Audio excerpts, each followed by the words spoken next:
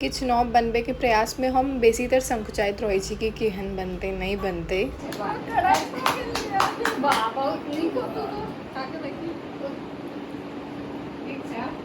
हम first time try केलहुँ ई viral tiffin cheese cake. ओना तऽ हमरा किनको खेनाइ बनाबऽ नहीं आबैए, पर ई केक सेटिस्फैक्ट्री बनल छलै, अहाँ कहि सकै छियै।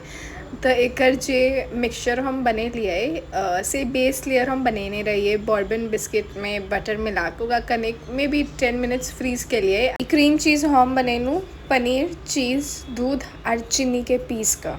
भरोस नहीं भऽ रहल है कि केहन बनते नहीं बनते, मुदा बड़ नीक बनि गेलै क्रीम चीज। हम बड़ खुश भेलहुँ ई देख कऽ।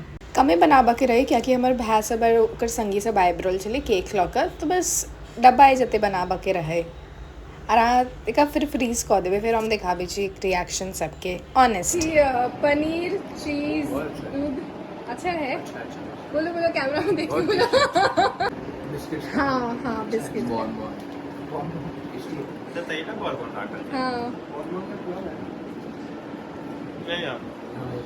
फिनिशिंग में कनी कमी भऽ गेलै कियाकि हम चॉकलेट के नीक से पिघलेलिए नहीं और हमरा से भऽ नहीं रहल छलै। सो बाय बाय।